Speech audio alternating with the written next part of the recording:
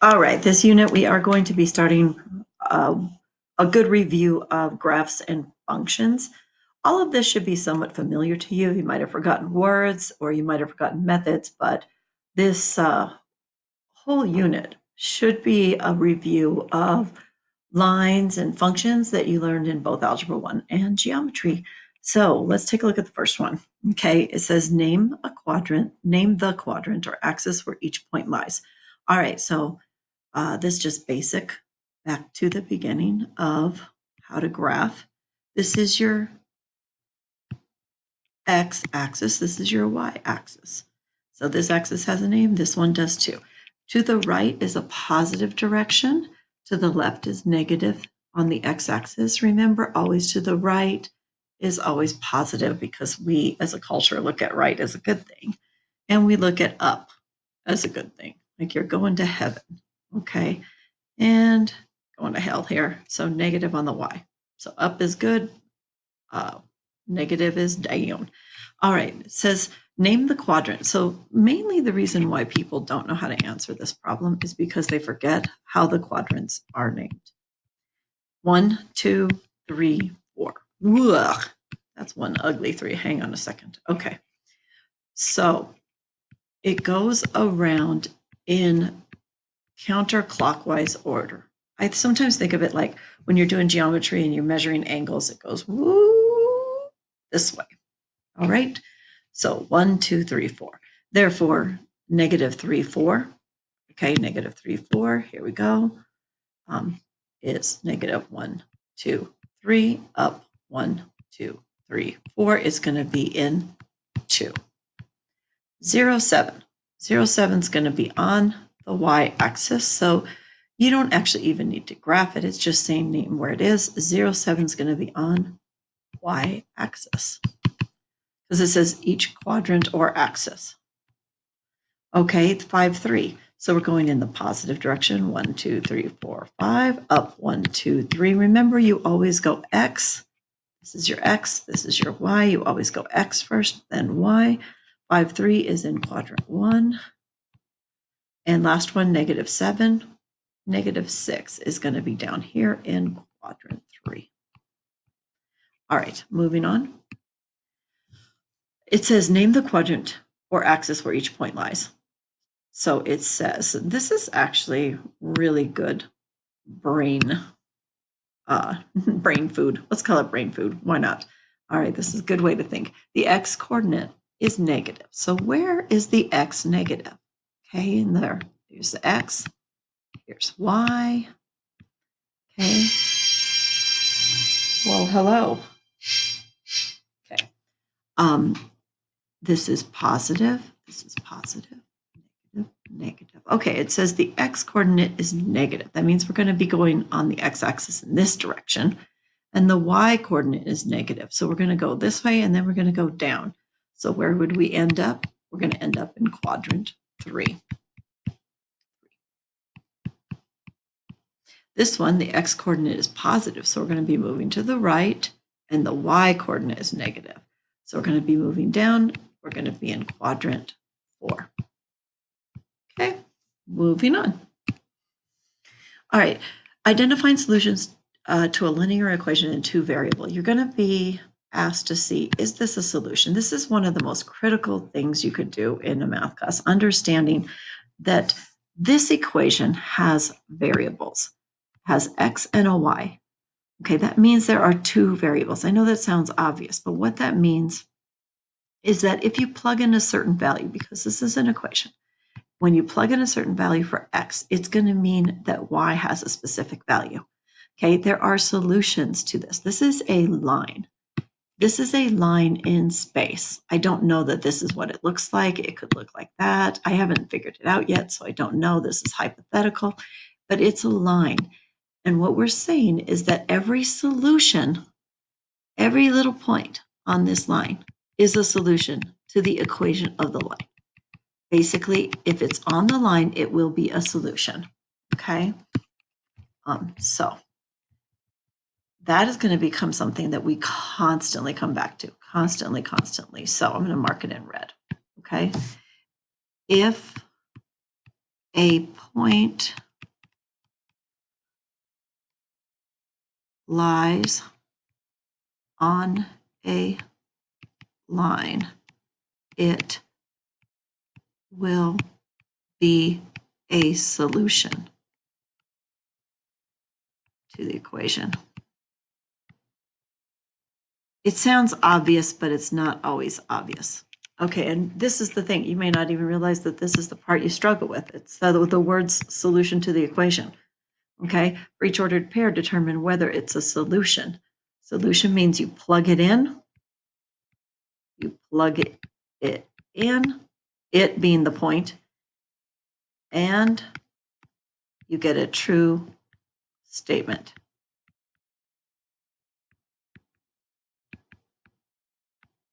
Okay, so let's check this out. Ready? I'm going to check it out with this point here. 4, -8. That's your x and your y. You're going to plug it in. So all I do is I do this. So we have 5x minus 2y equals -7. Always equation, substitution, resolution. Now plug this in.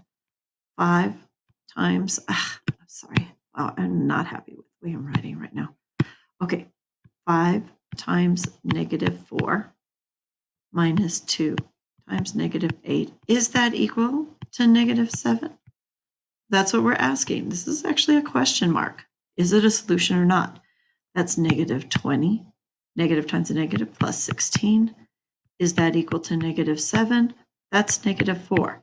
-4 is not equal to -7, so therefore the answer is no. Okay, I'm actually going to erase this whole thing again. Okay, well, not the whole thing. I'm going to erase the x and the y, and we're going to substitute it in. Okay, I don't have enough room. You guys should have enough room on your paper that you could put multiple things in. I don't want to have to do that here because I want to be able to show this. So red, we're going to do x is -3. We're going to check this point right here. Y is -4. -15 plus 8. Is that equal to -7? -15 plus 8 is -7 equals -7. Check. Yes. This is a solution. Okay. Next, let's try the next point. The next point is, my problem, you guys, on ALEX with this would be that I would want to just do this in my head. I like doing a lot of this junk in my head. My problem is though sometimes I'm careless when I'm in my head, and the sucky thing about ALEX is you don't get that choice to be careless. Like you have to start over. It'll make you do more problems. So be careful. You might want to write these down for sure. I encourage working in your head, but I also encourage you to be careful. So -10 minus 14 equals -7. This one is -24, which is not equal to -7. So therefore that's a no. Last one, let's go with yellow. We're going to try 1 and 6. Okay. Okay, 1 and 6, here we go. +1, +6, we've got 5 minus 12 equals -7, question mark. And 5 minus 12 is indeed -7. So the answer is yes. Okay, really, really important concept there. Okay, moving on. For an ordered pair x, y, that is a solution. Oh, find. Can you read? Find an ordered pair. So this might be your exit ticket on Tuesday. Find an ordered pair. Basically, it's saying find an x and y that's a solution to this. Now you can sit there and guess. Okay, here's a 6 and there's a 6. So I could see right away that if I put 1, 0, that's going to be a solution.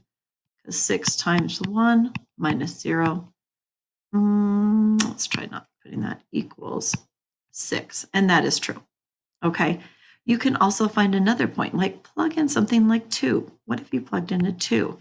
6 times 2 would be 12. 12 minus what is 6? 6. 12 minus 6. You could do that by plugging it in as well. But it's good to just think about it. Try a -1. What if you plugged in a -1 for 6? What would you have to subtract to get 6? It would be -6 minus y equals 6. What would that be? That's a lot harder to think of. And since you only need to get 1, I would definitely stay in the positive zone. But -6 minus, we need to get it to positive. It would actually have to be minus a -12. negative 6 minus negative 12. That was a harder one to think about because that would make it positive. But you get the idea. The idea is that you're playing with the numbers and negative 12. Yep. And there you go. Those are 3 ordered pairs. You should try to find one yourself. Okay, maybe plug in a 3. See how that works. Next, graph the line y equals x. This is a graph you guys should know by heart. Okay, it is a 45-degree angle on the x, y axis. Now, you don't have to memorize it. I encourage you to memorize it. I want you to memorize it.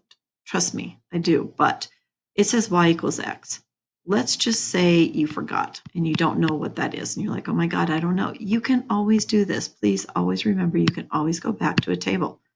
Just plug in any point. Let's say x equals 0. Well, let's say x equals negative 1. Guess what y equals? Negative 1. See, because it says y is equal to x. If you plug in a 0 for x, oh wow, what's y? Y is the same as x, it's 0. 1, 1. So you could graph those points. Negative 1 is here. 0, 0. Let's say 1, 1. I'm going to go ahead and mark that so I at least have 1. 2, 2. 3, 3. 3, 3. 4, 4. Get it? You're going equal distance on the x. You're traveling equal on the x, equal up on the y. Okay? Therefore, you have this line right here. But remember, you can always, always, always go back to points. Okay? You could have changed this to y equals mx plus b. It would have been 1x plus 0. Could have started at the 0, moved up 1 over 1. Remember? Up 1 over 1. Okay, many different ways to graph it, but really, hopefully you memorize it because it's a good one. Okay, but it does say graphing a linear equation in the form of this. So you might be given something like y is equal to 2x. Okay, actually, let me change colors. Let me change colors on you. So I graph a different one, just in case they give you something like y equals 2x. Again, you could change it to y equals mx plus b form, which would be 2 over 1x plus 0. I would typically just think table, plug in 3 values. I usually pick negative 1, 0, 1. So, hey, get down, you, get down. Tool. What's my tool doing there? Okay, there we go. That's better. All right, negative 1, 2 times negative 1, negative 2. 2 times 0, 0. 2 times 1, 2. So negative 1, negative 2 is down here. 0, 0. Over 1, up 2. Well, basically, it is saying that you are going to take y is equal to x and you're going to multiply your y value twice. See?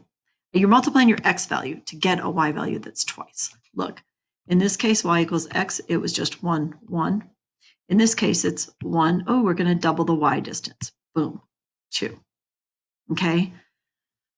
If you're starting to think about these equations as they mean something, like trying to understand the language of the lines, trust me, it's like one of the best things you could ever do for yourself. Okay, graphing a line given its equation in slope intercept form, integer slope.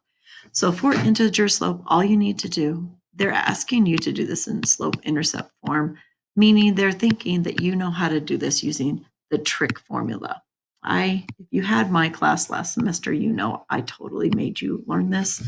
This is your b, y equals mx plus b. The only thing you ever need to name a line is this formula, this line. Okay, this is the equation of a line. You can tell it's a line because both variables are to the first power. Okay, I'm sorry, that is so ugly. I need to erase that because I can't handle it. Okay, there we go. And this is your slope always. And this is your y-intercept. Y-intercept means where does it cross the y-axis? It means it, look, it's in the language right there, y-intercept. Where does it intercept y? All right, so this is your y-intercept. That is your starting point. Hopefully this is starting to come back to you real quick. 1, 2, 3, 4, 5, 6, 7. Negative 7 is your starting point, okay? Don't move it, you don't count anything, you just start and you make a point right there. The reason why that's your starting point is because if you were to make a table and you plugged in 0 for x, because on the y-axis, x is 0. Do you guys get that? Look, I didn't go anywhere. I'm just going up or down. X is equal to 0 on the y-axis. Y is equal to 0 when you're on the x-axis, right? You're not going up or down. So if I plug in a 0, I will get -7, because 3 times 0 is 0, minus 7 is -7. That's why that's always your y-intercept, because when you plug in 0, you get that. All right, slope is 3/1. It's in the positive direction, okay? You can either do, to get a positive slope, okay, you could either do, look at this as +3. We don't put positive signs on numbers, but they're there mentally. So +3, +1, or you can also get a +3 by having a -3 over -1, correct? That's also equal to 3. So I don't want you to think you always have to go in one direction, but it's way down here on the graph. So I think we'll go up. We're going to go up 3, 1, 2, 3, over 1. 1, 2, 3, over 1. Make a point. 1, 2, 3, over 1. And that is what it's expecting you to be able to do. Okay. See, you could have also done down 2, 3, over 1 and made another point. Down 3, down 1, positive slope. Okay. Positive. Remember, for those of you that had me, you know that positive slope, we talked about how in the Bible, you're always at God's right hand. Okay. That's why right is always positive in our culture. It has to do with biblical culture, but your right hand up, your left hand is down. This is the line you make with your body. Okay, this is a positive line. Okay, all right, moving on. Graphing a line given its fractional slope. Ooh, they're acting like as if that was any different than the last one. So silly. Okay, this is a fractional slope. Okay, that means you go up 3 in the positive over 2, or you go down 3, -2, because both of these are +3/2. All right, again, looking at this in the cool little like code way, -2 is your starting point, and then 3/2 is the directions of how to get from point to point. Your slope gets you from point to point. So here we go. Okay, to graph this line, and it's nicer on Alex, you guys, because you already have a graph there, so you don't have to draw it, which is nice. I have to draw mine. All right, starting point, -2. Boom, boom. Make a point. Just your starting point. Okay, plug in 0, you'll get -2. 0, -2. All right, next one. You go up 3, 1, 2, 3, over 2. Make a point. Up 3, over 2. Make a point. You could go down 3, over 2. Negative is a positive slope. Boom. Okay. I also want to show you that you could do a table. I actually never knew how to do this tricky method, the y equals mx plus b method. I never got it. Like, I'm not sure if my teachers didn't spend a lot of time on it or what, but I just never got it. So I always plugged in points. Plug in a 0, you get -2. Now here's a cool little trick. Anytime you have a fractional slope, anytime, your life will be so much easier if you pick multiples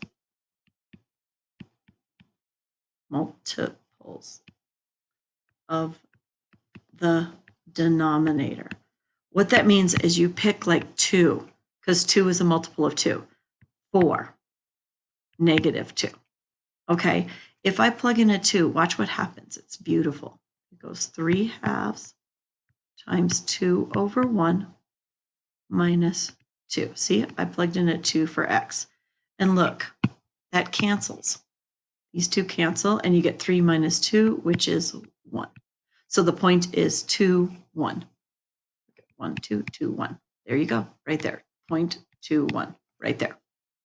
Okay, and here's 0, -2. You can always plug in points if you can solve. So 3/2 times 4 over 1 minus 2. Take a look. 2 goes into 2. 2 goes into 4 twice. So 3 times 2 is 6. minus 2 is 4. So that point is 4, 4. And you would see, you would get it here. Right here. This is 4, 4.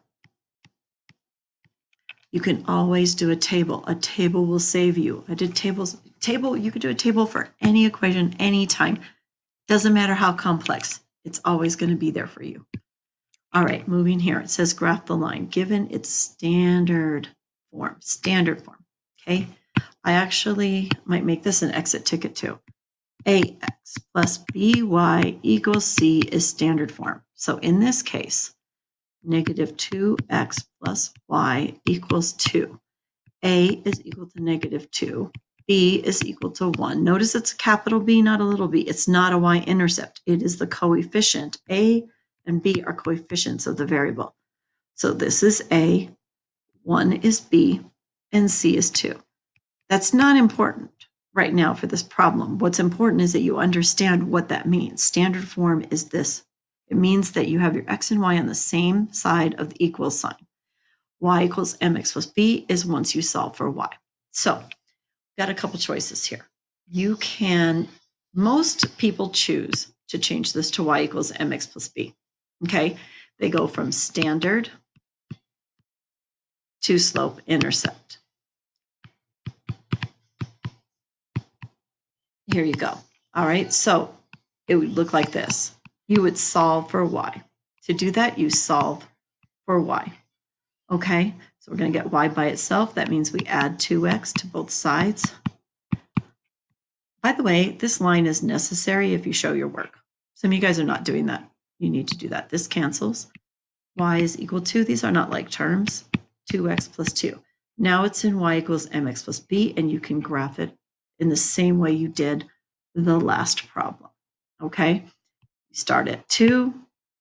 2 is your starting point. Here we go. Sorry. 1, 2. 2 is your starting point. 2 over 1 is your slope. Up 2 over 1, down 2 over 1. Boy, we keep getting positive slopes. All right. That is probably the simplest way. Again, you can always do a table. You can always just plug it in, x and y. I could plug in a 0 for x, and I would get y is equal to 2, because negative 2 times 0 is 0 plus 2 is equal to 2, right? Y is equal to 2. In the same way that we're just getting points, we could plug in a 0 for y. Plug in a 0 for y, and you get negative 2x, negative 2x plus 0 equals 2. Well, what does x have to be? X has to be a negative 1. Okay, so you can always do a table. And when you do a table, though, the one thing you must do is do 3 points. And the reason why is because you could make a mistake. And the shortest distance between 2 points is a line, but you need to make sure that third point is on the line. So pick a point. I might pick something like positive 2 for x. That would be negative 2 times 2 plus y equals 2. Yeah. Negative 4 plus a number, y equals 2. That would be 6. 2, 6. Okay. Negative 1, 0, 0, 2. This is 1, 4, 2, 6. It's going to be there. Okay. All right, get the idea. Moving on. Oh, I could have picked 1. That would have been easier. Whatever. Okay. Graph the line x equals 3. Okay, these are horizontal and vertical lines. I'm going to do both. Take a look at this. This usually trips people up, and then they try to memorize it. X is 3. We typically think x is equal to 3 is going to be a horizontal line just because x is horizontal and y is vertical. I want you guys to always go, okay, wait a minute. Ms. Baca told me I can always do a table. Ready? Let's do it. X equals 3. It's always equal to 3. It doesn't matter what you put in. So put in some numbers. 0, 1, 2. It doesn't matter. The point is x is always equal to 3. Now graph those points. 1, 2, 3. 3, negative 1. 3, 0. 3, 1. 3, 2. Get it? X is always 3. If you are thinking of it mathematically, it means that you always are traveling 3 on the x-axis. It means that if you start here, Like always put yourself here in the graph. Here you are. And if you walk, you're always walking 3 on the X. And then you climb up and down. But you're always going 1, 2, 3. All right, let's try a vertical line. Okay, what if you get something like this? Y is equal to, not a vertical line, a Y line. Okay, because this is vertical, right? Okay, so Y equals 4. Again, you can make a table if you can't memorize what this means. Y is always equal to 4. 4, 4, 4, 4. It doesn't matter. Y is 4. It says it. Y is 4. Always 4. It's nothing else. So -1, 0, 1, 2. It doesn't matter. Go -1. Okay, again, this is -1, 1, 2, 3, 4. Boom. -0, 4. 1, 4. Get the idea? It's going to always be at 4, so we're going to get a horizontal line. This is y equals 4. Okay, if you're thinking about it mathematically, y. When I say y, you think distance from x-axis.